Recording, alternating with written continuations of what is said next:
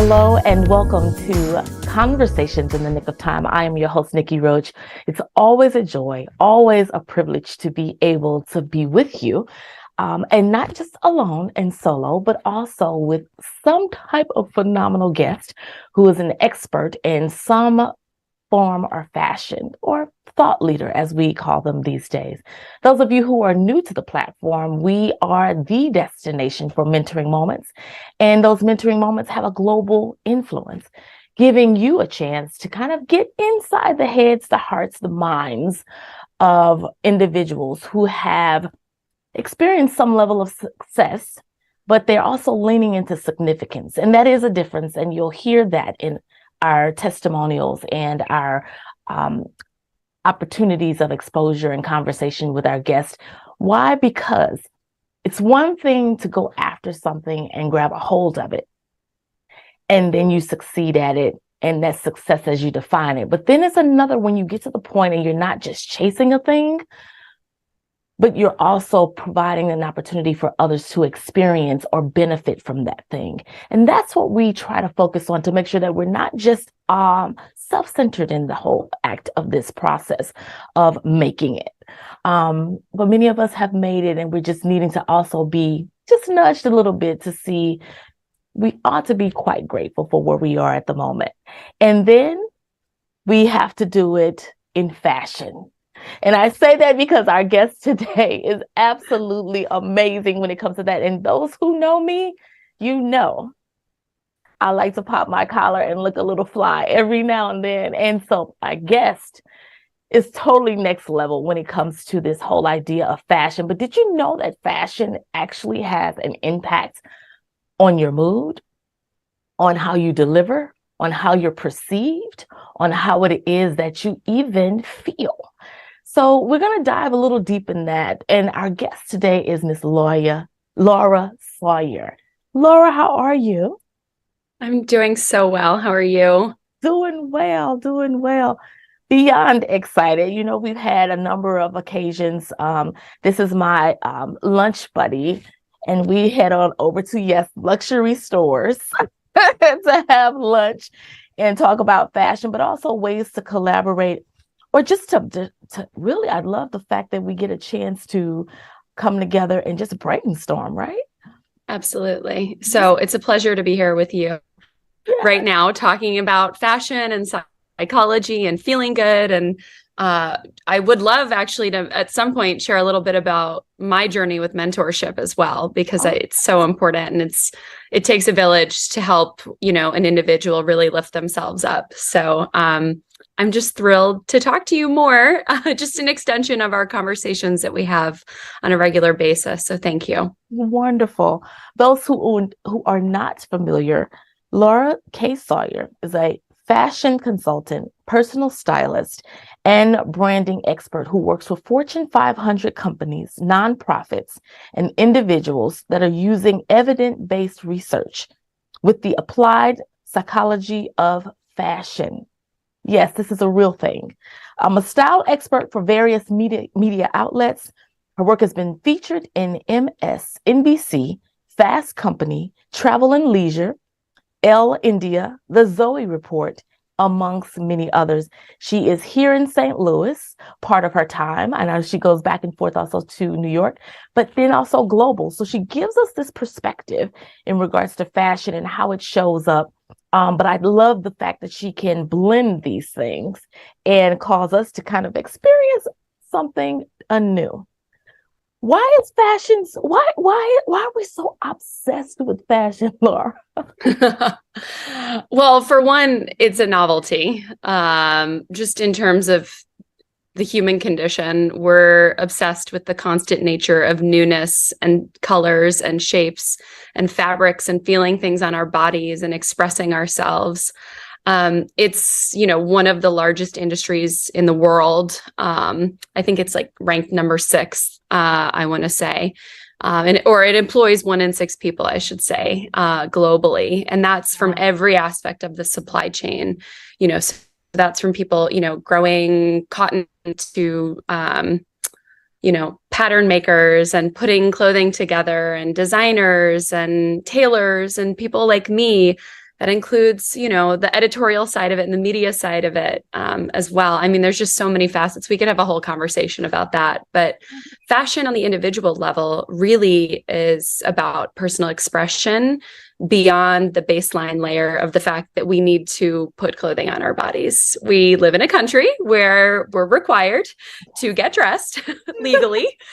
And in all seriousness, there obviously are cultures around the world and also certain like cultural groups that have, different lenses on clothing. So I am going to be talking about clothing in the context of how we experience it here in, the United States, and then some other global places throughout the world as well. So I just want to make sure we've got that distinction noted here. Wonderful.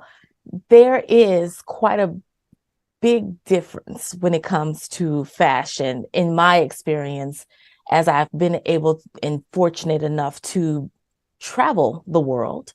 And even now, we're finding that fashion shows up a little different, considering we have had this pandemic that we've experienced, and that's globally, worldwide. And now we've come to this point to where there was just this boom in loungewear, and I think we've gotten a little used to it. Mm-hmm. I know arrival to our recording and our time together, we talked about the fact that many of us have now a whole new section in our closets or drawers, and that is loungewear.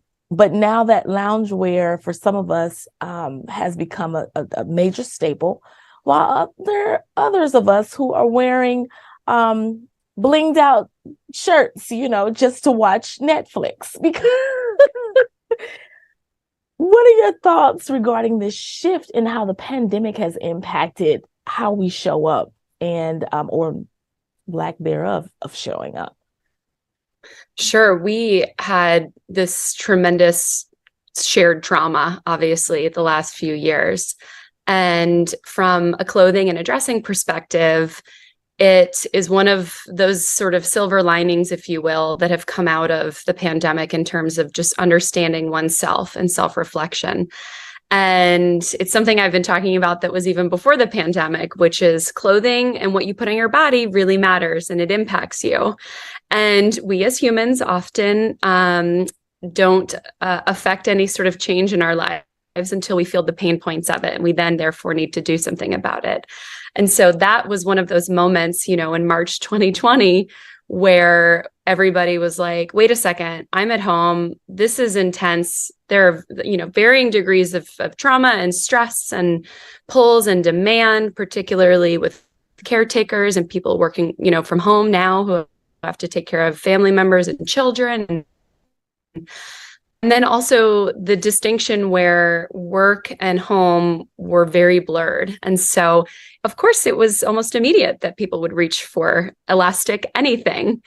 I wrote a piece early on, I think it was in March, maybe April of 2020, imploring people to get out of their pajamas for the day and to change, because our brains register the shift in the clothing that we're wearing because it creates delineation throughout our days. So it is so critical that we actually change our clothes from a neurological perspective, but also then too from a sanitary perspective. We'll talk about clothes as we go on in the conversation, but grooming is, a big part of this as well. So there are just so many layers that I think felt that they could sort of cocoon themselves into in the early days. And it did something with people. And there are so many conversations about it now in terms of people putting on their sweatpants. I mean, look, I get this question a lot. People are like, are you always so dressed up every day? And I'm not, admittedly, I like to get comfortable too. There are days where I am working from my home office and I will put on yoga pants and a really cute sweater. Like, truth be told, I can't deny it. Do I do that often? Not necessarily, because I don't want to get all slouchy. However, those days, it could be cold outside, it could be a snowy day.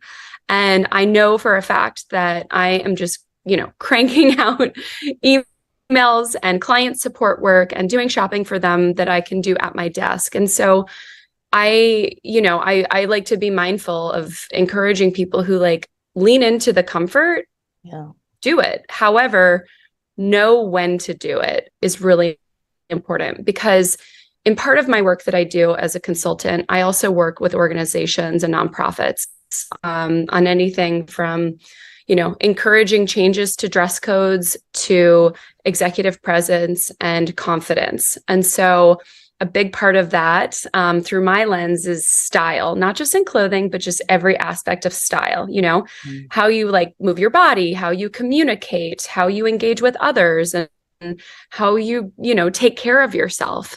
And so that is a really critical component to helping people understand you need to create delineation throughout your day and understand what your lifestyle is as well. Because sure, right? I mean, it's easy to throw on a pair of sweatpants. They're comfortable. Yeah. But just think about it next time, how you feel and what your day looks like when you go to do it. Is it actually serving you? Maybe just write down. I would actually encourage, people watching to maybe, the next time you go to think to put on sweatpants, just grab a little pen and paper or grab a note section on your phone. And throughout the day, if you remember, or put an alarm on and just pause and write down, how do you feel in this moment right now? Is this serving you or is it not serving you? Yeah, I know you bring up something that I get mocked about often by my close girlfriends, sister friends, and my guy friends. And they're like, so you have on like a skirt and a blouse and you're just in the house? And or like, really, you have on a whole dress? And I do, because it does make me feel better, but it also it's not like I have on all the bells and whistles of the day. But I will tell you, for me, it's a difference. It makes a difference. And I also realize that if I'm working at home or I'm doing a remote day, and as you mentioned, emails, nothing is really pressing where I have to be present in the face of others, it still impacts my delivery in the day, or my sense of urgency, or my lack of motivation, if I can say that. It does impact that, I will say. Right. So I feel the same way personally as well. When, as I described, a certain day where I'm working from home and I have a pair of yoga pants on and a nice sweater, if I have a call like this that we're doing right now, or I have a client call, you better believe I am dressed. Yes. And for me, Do you cheat though? Is it waist up? Do you cheat? I've done that before, and I have certain clients. So like, I'm very honed in on reading the room, whether it's in person or virtual, which is a really big part of getting dressed and presenting yourself. Because there are some clients who have said to express to me, I just like really want to be comfortable. We're doing a Zoom closet session right now. It'll make me feel better if you're comfortable too. And people have said that to me. And so that's one way to read the room. And I say, okay, and like we break the ice that way. And again, mind you, I'm dressed from the top up, but I am very conscientious of the rooms that I'm in and the way in which I'm dressing as well. Now it's probably a bit easier for me to say that, just given the fact that I am a style expert. And so when people have asked me in the past, how would you describe your style? I most often just say I'm a chameleon in my own way, because it allows me the opportunity to wear so many things that I love, that are fun, and I love to experiment, and I love to express. And some days I love to wear all black, and other days I love to be in all sorts of bright colors and prints mixed together. So it really just depends on honestly reading the room.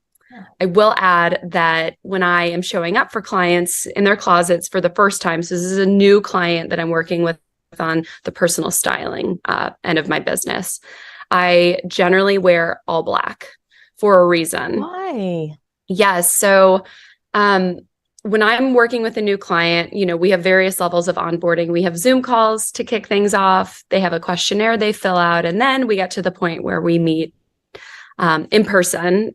Typically, most of my clients are in person. I do have a larger cohort now that are virtually tapping in as well. Even people that I travel to go see. It's just, another silver lining that came out of the pandemic that's allowed us to connect, obviously, in all sorts of different places. But I do that for the reason that it is a universal neutral color. And I am walking into someone's space I have not seen or been in before. So I'm there to experience and absorb it for the first time.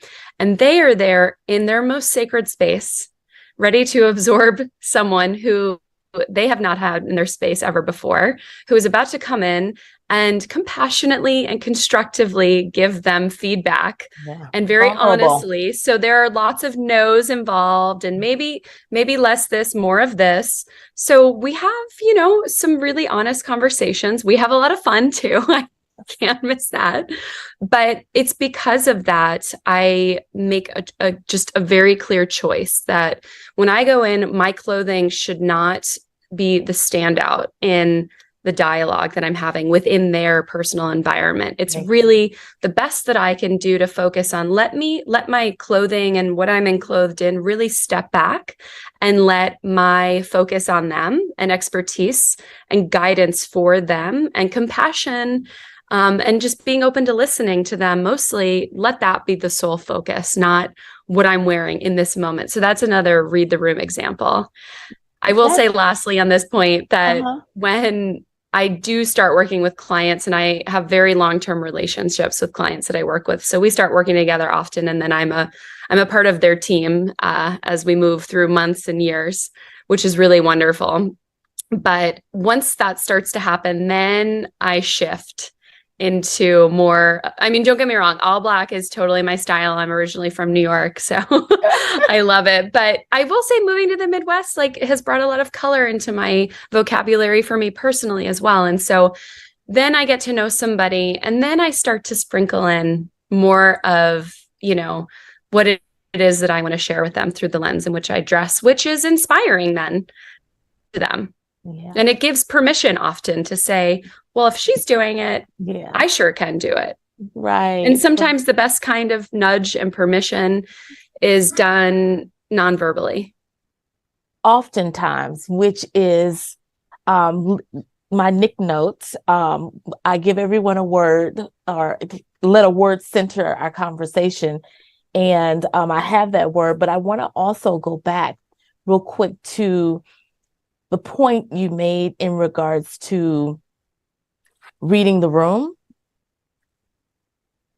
And for me, oftentimes it is anticipating what will happen in the room. Being invited to speak, being invited to serve on a panel, being invited to facilitate a class or a workshop. I love fashion. I absolutely love fashion. And you would be so proud of my closet because it's all color coordinated. To have you over. I love it.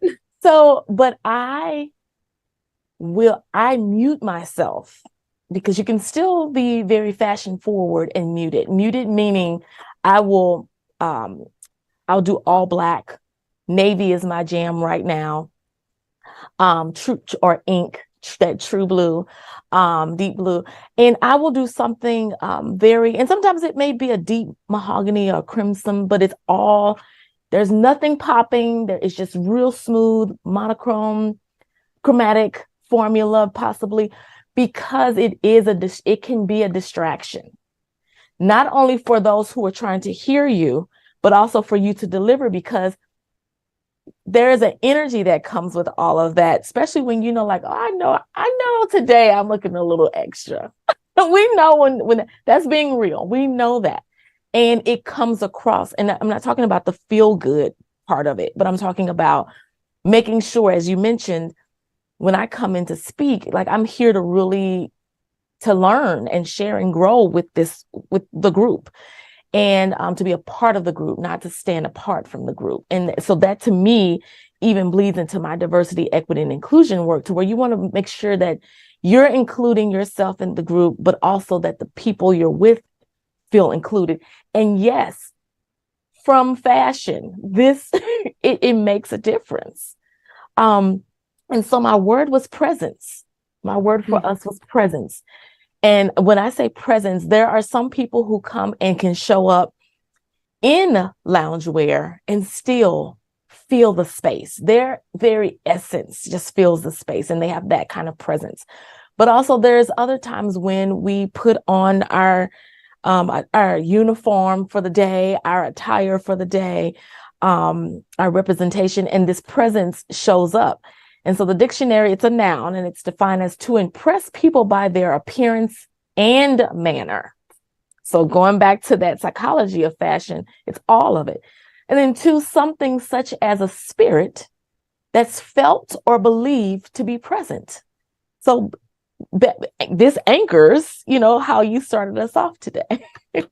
I love it. Full circle. Perfect. Yes, yes. And for the record, I didn't know that word was coming. So here we are. No, you don't. You don't. But it is very, very, and that's why I was tickled at the very beginning, because I'm like, oh my gosh, she has my word. Perfect. But how did you even land in this space? Because you did not start off as rooted as you are in this space.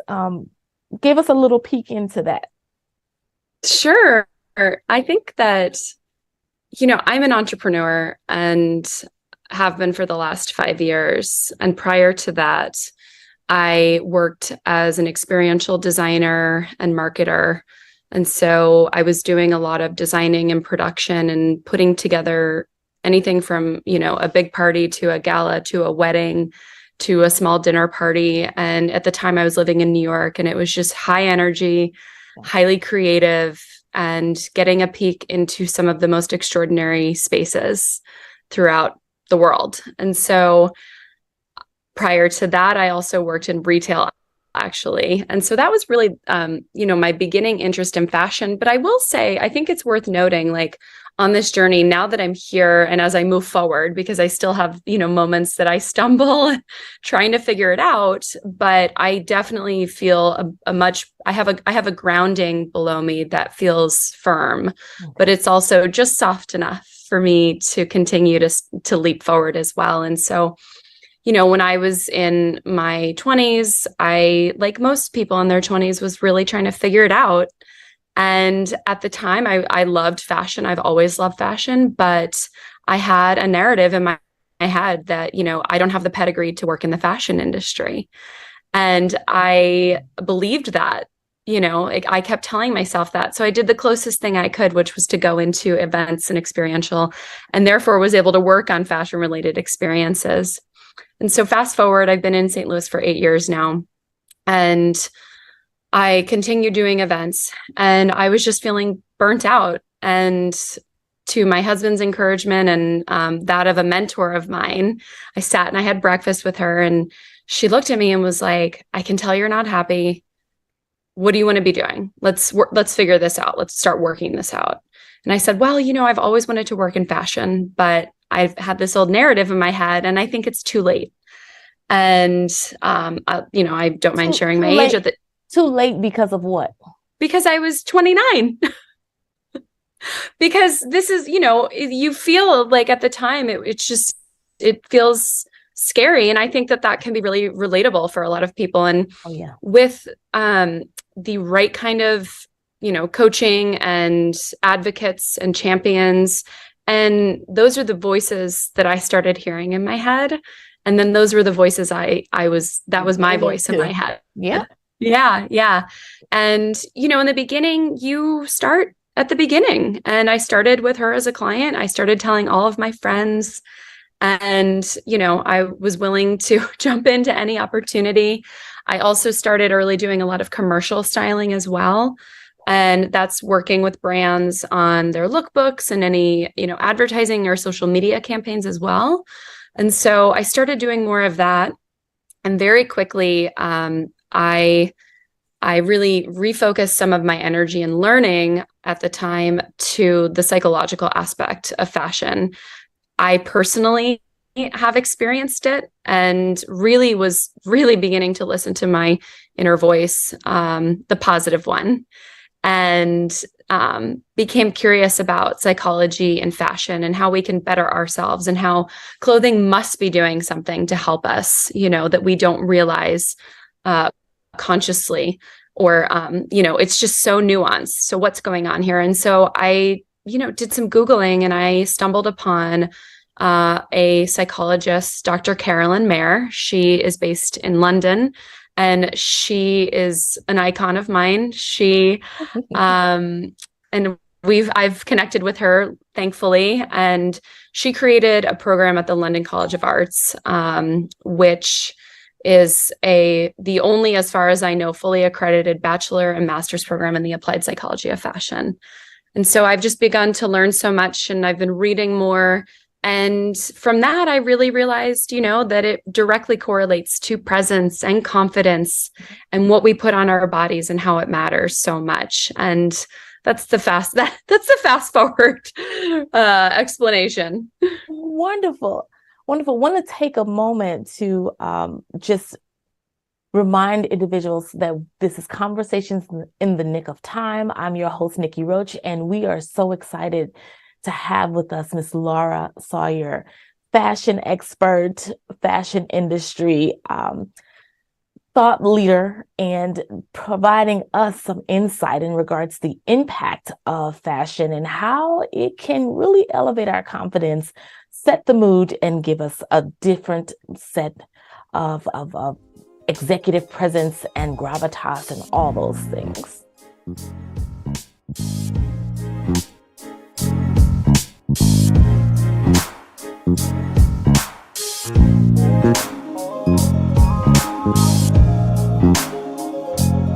So I am in one of my most favorite places in the STL, and today we're speaking with Laura Sawyer. And what's so interesting is that this is the space, the place that we meet quite often, just to kind of chop it up and brainstorm. And we're talking about fashion, everything fashion. Laura has already told us that there's the business side of the fashion, but then there's also the psychology side. How many of you have really tripped off the fact that your clothes actually communicate a message to the world?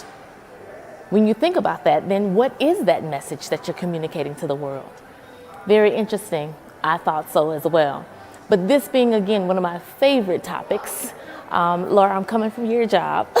No, just kidding. But now I want to know, what are some must-haves that we need to have in our closet, or is that just taboo? So let's check out and hear what it is that she has to say.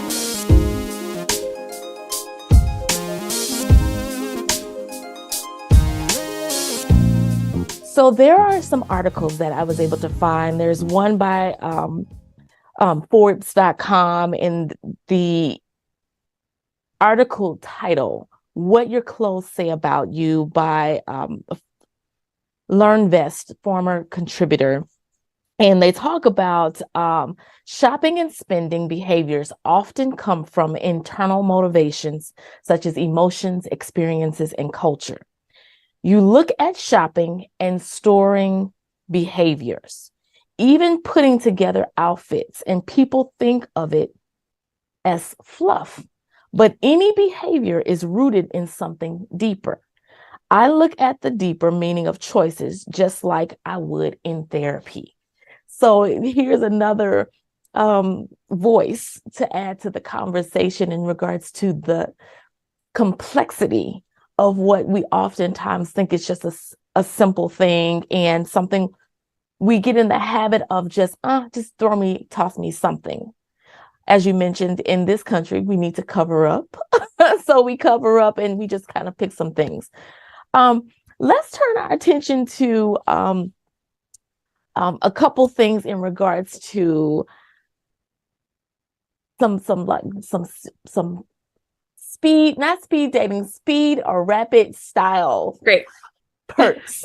Because those of us, whether a lot of times I will tell individuals who I'm having conversations with, if it's a mentoring space or a space just for insight, I'm a big advocate to dress for where I'm going. And I don't mean literally where I'm going for the day, but what's next for me in life. And so I've always been like, okay, it doesn't mean like wearing a certain thing, but it's just about what does it look like for where I'm going in life.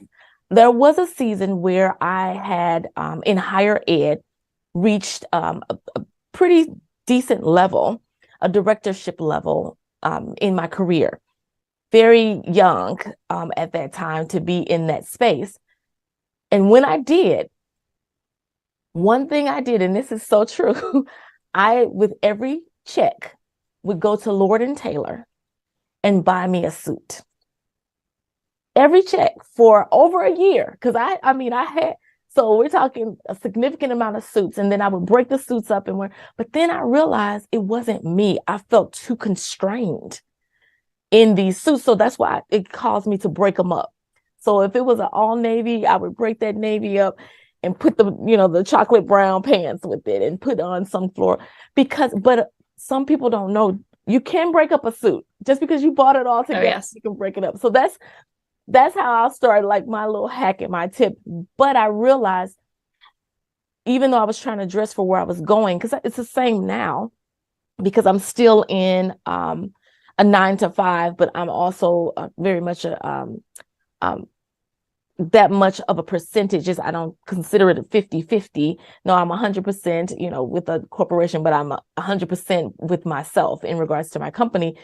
But I blend that because one is very creative and one is very black suit, white blouse, or white blouse and black skirt. No, I will throw on some funky holes to break all that up, right? So what's your go-to when you're working with a client? What's one of the first things that you have them to kind of explore? Okay. First of all, real quick, retail therapy is a real thing. It's why it's called retail therapy. And like anything out there is a fine line to be walked. Listen, and I cannot go with anyone such as yourself, because that's dangerous. Oh yeah. I am very much the restraint person for a handful of clients, and they are happy that is the case. So one of the first things that we focus on, I get that question a lot. It's really interesting. And I will keep it rapid fire. It's really hard to pinpoint just one specific thing because I work with so many different people who have so many different lifestyles. But I will say, oftentimes, especially coming out of the pandemic, we're really focusing on people's shoes. Absolutely. There's a large reevaluation and reconsideration of so many different things in people's closets, but shoes are a big topic right now. People are either just like over them, or they've really worn them down and they were like, it's the pandemic, whatever. And so there is a desire now coming out of it for a lot of people that I am exposed to and work with, to begin to take a level of elevation in the way in which they're showing up in their lives. And shoes is definitely a common thread. And it could be like a really cool sneaker to a dress shoe, to a boot, to a wedge or a heel. But lots of shoe conversations as well. And people are ordering a lot online too. So I'm able to provide a lot of advice with fitting and size, just because shoe sizing is incredibly challenging. Okay. Name the top 3 things females should have in their closet, male, if you want to go there as well. Sure. I think for both or just everybody, it's good underwear. Make sure that it fits. Make sure that, we are conditioned to look at sizing and look at that as a way to impose judgment and criticism and potentially shame back on ourselves. If we're putting a number on our body or a letter on our body that we feel is unfounded for the thing that it is.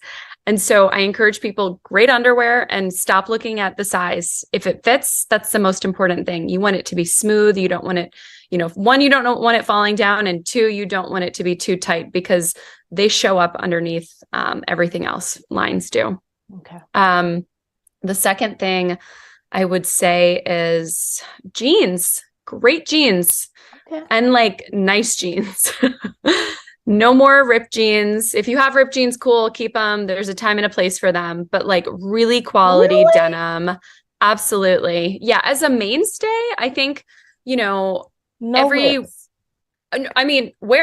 a ripped jean, believe me. I'm all for all types of jeans, but have a good pair of clean, medium to dark wash jeans available to you that, again, fit is the most important thing. I'm just going to keep coming back to fit. It's so critical. But yeah, I mean, there's so many shifts in the workplace in particular now, the traditional workplace now, or the corporate workplace, I should say, primarily.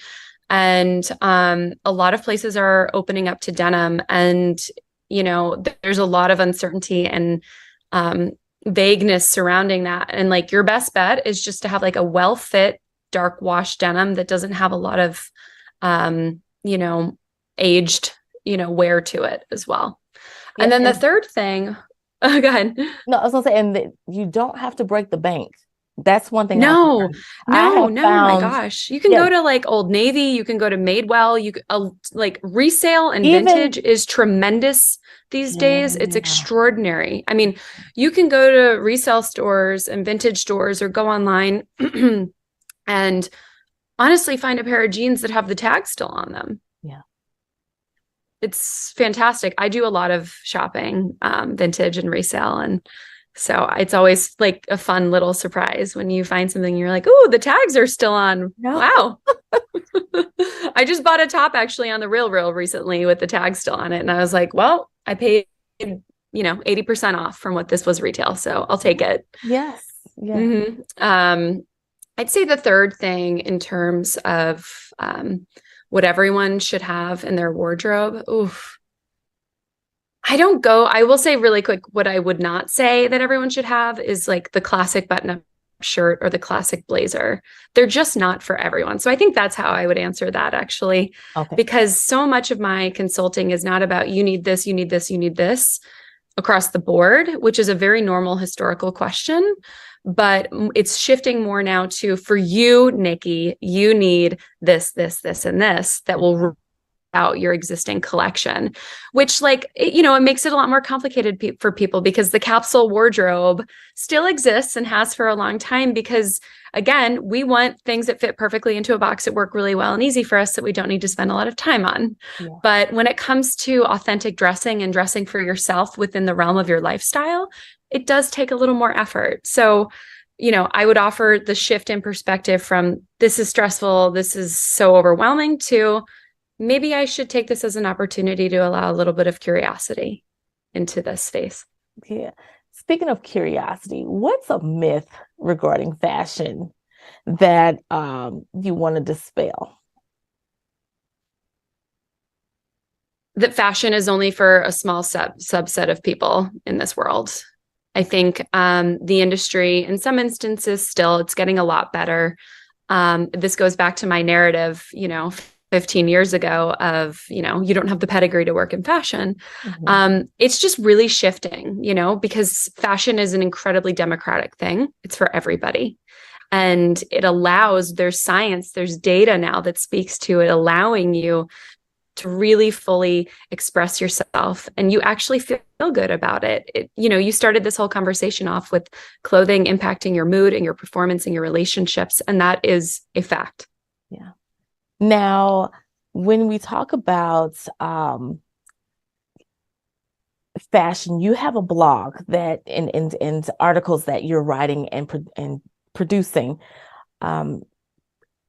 In those articles, and also the videos that come along with the information as well, will walk us through different scenarios, such as things to do with a scarf, how to layer your necklaces, how to stack your rings. And it's not necessarily one trend that I'm loving. And have used myself is the silver and the gold jewelry together. At one point, I was just like, you need to pick one. And so rigid, but now there's no rules. Talk to us about this no rules, because I'm even wearing a formal, it's a t-shirt, but it's formal with jeans. You know, a jean is a suit, but it's denim. So it's like, there are no rules. And now we're wearing sequin skirts with Converse. Right, right. There are no rules anymore, which is, for me personally and as a stylist, the most exciting thing. For everyone else, it's probably incredibly stressful. Yeah. You know, but I will say what that means is that it allows more individual expression. There is a term, it's called enclothed cognition. And Okay. so I'll briefly explain this. So in 2012, two psychologists, Hajo Adams and Adam Galinsky, performed a series of tests that resulted in this terminology. And this is a very condensed version of it, but it's available to search online. The journal is published, and available for free. And so what it means is that when we put an article of clothing on our bodies that we believe has a certain meaning associated with it. So in this experiment, they put people in doctor's lab coats in one group, and were told they were wearing doctor's lab coats. In another group, they were put in the same coat, but told they were painter's smocks. Each of these separate groups were given a series of just analytical tests to run and performance tests. And they ran this multiple times. And the group that was wearing the doctor's lab coats outperformed the group that was in the painter's smock coats on the specific type of tests that they were taking, which was a bit more scientific related versus a creative approach to examination. And so what this then resulted in is this terminology of enclothed cognition. Mm-hmm. And in very, very just like distilled terms, what it means is, when we put something on our body, we could have an article of clothing or a piece of jewelry that is associated with a memory of the last time that we wore it. It could be from someone that gave it to us as well as a gift, or something that was handed over through a relative or a friend as well. And we correlate meaning around that. And what that does for us is it begins to develop new neurotransmitters in our brain. Wow. And so we respond regularly to the things that we're wearing. Some things could make us feel not so great as well, which is an important aspect of keeping this in mind. But what's so critical to understand in this world of no more rules is it's why curiosity is so important. And I encourage people, step outside your comfort zone a little bit, try something on. Like, literally, how does it make you feel? It could also just be as simple as a color. It could also be a silhouette on your body. And we reach for things that are safe because, one, we're familiar, again, going back to the neurotransmitters, and because they are somehow approved by whomever it is that approves them. And so that's why trends are so prevalent in our culture as well, because it gives people this stamp of approval, like, yeah, this is good, you can wear this. I have to work in a way where I'm with clients to sort of help them reverse engineer that a little bit, right, and focus on, no, skinny jeans are not out. You can wear skinny jeans if they look good on you. That's a big one, Right. Or like, there are many others. And this is so interesting that you bring this up, because we have told ourselves, especially as leaders in our various industries, you want to stand out. You want to have this presence. You want to show up, and bring your whole self and all these things. But we do everything to kind of blend in and mute ourselves, right? Right. Same with fashion. Like, how do I just show up and just be right here in the space of not so much invisible, but just to blend in. And it's not always about blending in, but to stand out and from the crowd. And that's okay. But we fight it. We say we want it in one part, but we don't in the other. But it's right, because you can take 5 of us. So the 2 of us, and let's say 4 of us, we both bring a friend. We go have lunch. We all wear the same white button-down cotton blouse with a pair of jeans. It's going to look so different on each one of us because of what we put is not always what's on us, but it's what's in us also, right? Mm-hmm, mm-hmm. Absolutely.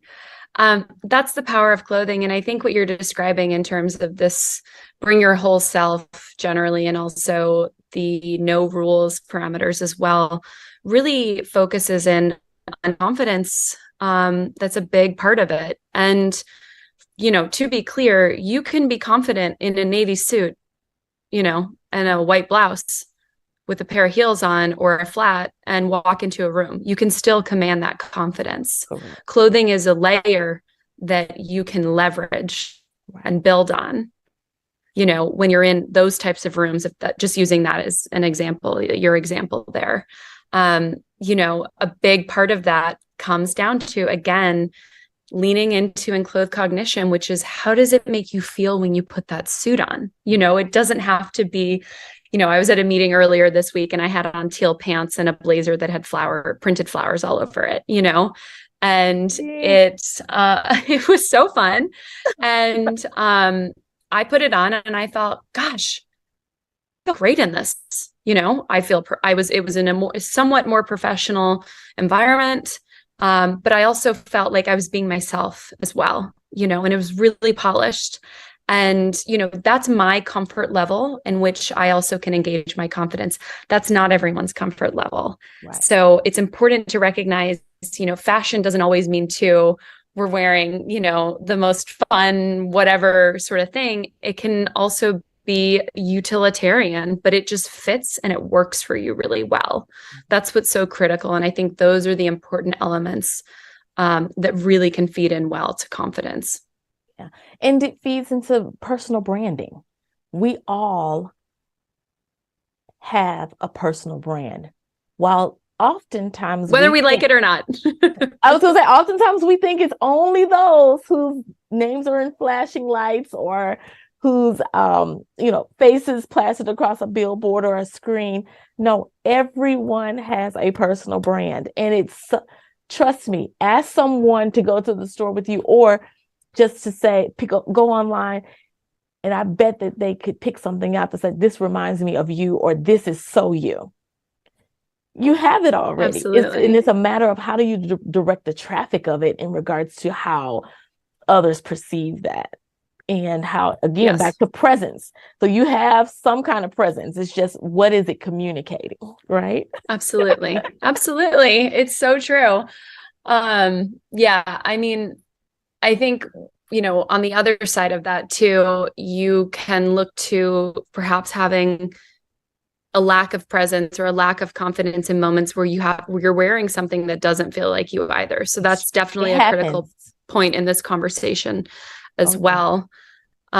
Which happens a lot for people. I mean, say just for instance, someone, they wake up in the morning, they have a big meeting in the afternoon, they're in a hurry. Maybe they've got kids at home, they're all trying to get out the door. They put on a pair of pants because they love those pants, but the pants maybe are a little too snug at the moment, which happens. It's happened to me.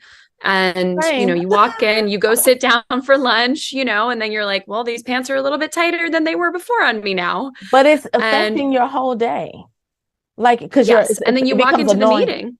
Yeah. Yes. And so you're thinking about it. And so you walk into the meeting. This is a big meeting and presentation. And half of your brain focus is on, oh my goodness, my clothes are so tight. I'm so uncomfortable. Can they tell? And so that's where you begin to lack being present within this moment that is so important, which is, again, another reason why I am such an advocate for, dress for the way that you need to dress, that fits your body, right, that fits your lifestyle, and it fits your personal brand and your personality and who you are. We do also have to meet certain requirements as well in certain workplaces, which is understandable.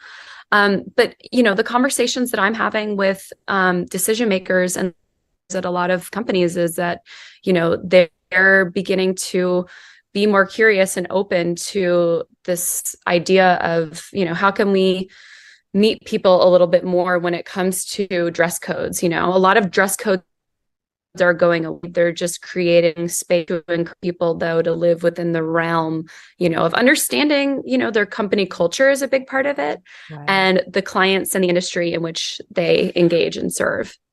Wonderful. Now, closet organization, real quick. Oh, yeah. Does it matter or does it not? I mean, any kind of organization matters. It just depends on how you do it. There's no, framework for it. I do a lot of closet editing, and I often say we need to reduce the noise. So that's my encouragement in terms of organization, is reduce the noise, reduce the things that no longer serve you, because we can begin to have a mental or brain paralysis when we approach our closets, and there's too much stuff. That actually is one of the big reasoning behind why it takes us so long in the morning sometimes to get dressed. That's me. And I have this hack that I do in my closet. So every 6 months, I will, and 6 months to a year, because I know I did it just a year since, because of not wearing as many clothes. And it's crazy because you do go to like that 10% that you wear all the time. But here's how I even found out what was working for me, what was serving me, what was not. Because after going through some, maturity and some life changes, position changes in the workforce, my style changed, and I leaned into it more. But I realized I had a lot of stuff from the old me, and what was not flattering to the new me. So my hangers, so you know how you hang your clothes up. So once you wear them, get them, you clean them, and it's time to put clothes back up, I will hang them the opposite way. Mm-hmm. And at the end of, and it's Right. actually scheduled on my calendar, like no end date. So there's a date, and this is the month, January is the month where I go through, and whatever is going the opposite way. So whatever's not turned, right, goes in the basket. That goes to, there's a women's shelter, women's workforce nonprofit. They come to the house and pick the stuff up. And then sometimes I will take some of the stuff because we hold on to it because it's like, this is good stuff though. I have individuals who I will give it to because it is. I mean, you've worked for this stuff and you don't want to just like give it away. But to be a blessing to someone else is even better. Like, how can you take what it is? So my thing is, it's just sitting in the closet. Why not allow someone else? But it's so funny because I will oftentimes say, but this is so cute, but you've not worn it in a year. Because remember, it's like 6 months to a year when I'm changing these hangers. Sometimes, and I'm saying 6 months to a year, because sometimes in the summer, when I have that time to kind of see what's going on, I can already see the pattern of what I am wearing. But then it forces me to wear what I've not turned. And with me not turning it, it makes me wear it. And then it's like, this didn't do it. So get it cleaned and put it in the basket. Perfect. I love it. I think that that's a really good approach. I've encouraged that with other people. Yeah. And, I'm constantly editing my closet. I actually just recently did it last week, and I texted my 2 teenage nieces and was like, look out for a box. It's coming. I know, they're like, yes, we love your boxes. Now tell us, I know you've hosted a number of events, beautiful events, I must say, in partnership with Neiman Marcus in 2020, the year prior. What can we expect for this current year? Lots more events, lots more partnerships. Still with Neiman Marcus. I'm doing some more brand focused partnerships as well. Okay. I will tee this up. This is, I guess, the first official announcement of this. Yeah. At some point this year, I'm currently piloting a styling membership program that's all virtual. Oh. And so it will allow me to work with individuals across the country who can use me as a tap in, tap out resource, who maybe don't want to hire me as a full-time, partially full-time, like a full stylist, like I do in work in the nature in which I work with clients currently. Yeah. It's just a way for me to expand and work with more people and help people feel better about themselves. Like that is the root of this work and why I love it so much. I mean, I started this business saying, I just want to help one person feel really good about themselves at least one point throughout the day. And that is still the case. So this is a way in which I'm getting ready to roll that out more. And then I have also, I guess this is less on the public radar, but I'm excited to share that I am doing more coaching and consulting with organizations and nonprofits, again, within the realm of executive presence and confidence and style, and authenticity. And so it's just such a privilege to be able to have every day be a different day and work with so many extraordinary people. And it feels good, it feels good and it's fun. So I feel very fortunate to get to have a job like this. Wonderful. And then the website is? Laura K. Sawyer, and I will spell that LauraKSawyer.com. And then my newsletter is on Substack and it's called Style Substance. Yes. And an email goes out every week. Okay, perfect. Yeah. And an email goes out every week now. It's alternating. So one week is very visual styling, themed recommendations, fun ideas. And then the alternative week is very much substance focused. That also falls into a lot of what this conversation was about. Wonderful. This has been an absolute joy. We have a blast whenever we get together. I am so looking forward to all that's to come. And trust me, you will see me in the audience in some of these events. But we are here to help in any way that we can. Want to thank each and every one of you for joining us for this conversation. I know that you are now intrigued, and I'm sure your curiosity piqued to go and check that closet and get that closet together, but also kind of determine who it is that you're wanting to be and how you will be presenting yourself moving forward. Want to thank our sponsors, ITV Network, ALA Publications, Public Relations, All In Music and Media, Covenant Exchange, KSTL Jubilee 690 AM, Mosaic Ceiling, and Sparkman Publications for your continued support. Until next time, go be great. Don't forget you already have everything you need to live out success as you define it. Just go ahead, take time, give time.